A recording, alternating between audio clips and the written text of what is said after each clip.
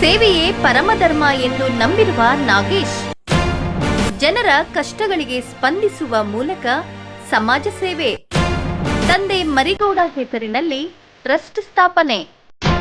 ಪ್ರತಿಫಲ ಅಪೇಕ್ಷಿಸದೆ ಚನ್ನಪಟ್ಟಣ ತಾಲೂಕಿನಾದ್ಯಂತ ಮಕ್ಕಳ ಶಿಕ್ಷಣಕ್ಕೆ ಮೊದಲ ಆದ್ಯತೆ. ಸೇವೆಯೇ ಪರಮಧರ್ಮ ಎಂದು ನಂಬಿರುವ ಇವರು ಜನರ ಕಷ್ಟಗಳಿಗೆ ಸ್ಪಂದಿಸಿ ಸಮಾಜದ ಏಳಿಗೆಗಾಗಿ ಶ್ರಮಿಸುತ್ತಿರುವ ಎಚ್ಎಂ ನಾಗೇಶ್ ಅಸಾಮಾನ್ಯ ಸಾಧಕರು.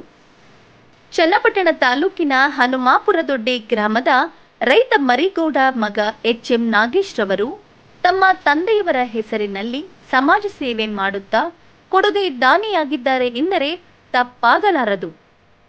ಹೌದು, ಉದ್ಯಮಿ, ಸಮಾಜ ಸೇವಕರು, ದಾನಿ ಆಗಿರುವ ಎಚ್ಎಂ ನಾಗೇಶ್ ರವರು ಮರಿಗೌಡ ಚಾರಿಟೇಬಲ್ ಟ್ರಸ್ಟ್ ಮುಖಾಂತರ ಹಲವಾರು ಸಮಾಜಮುಖಿ ಕಾರ್ಯಗಳಲ್ಲಿ ಸಕ್ರಿಯರಾಗಿದ್ದು, ಪ್ರತಿಭಾವಂತ ಮಕ್ಕಳ ವಿದ್ಯಾಭ್ಯಾಸಕ್ಕೆ ಪ್ರೋತ್ಸಾಹ ನೀಡುವುದು ಸಮಾಜದ ಹೊಣೆಗಾರಿಕೆ ಎಂಬುದನ್ನು ಅರಿತ ಇವರು ಸಾವಿರಾರು ಗ್ರಾಮೀಣ ಪ್ರದೇಶದ ವಿದ್ಯಾರ್ಥಿಗಳಿಗೆ ಶೈಕ್ಷಣಿಕ ಸಲಕರಣೆಗಳನ್ನು ನೀಡುತ್ತಾ ಶುದ್ಧ ಕುಡಿಯುವ ನೀರಿನ ಘಟಕಗಳನ್ನು ಸ್ಥಾಪಿಸುವಲ್ಲಿ ಹೆಚ್ಚು ಪ್ರಚಲಿತರಾಗಿದ್ದಾರೆ.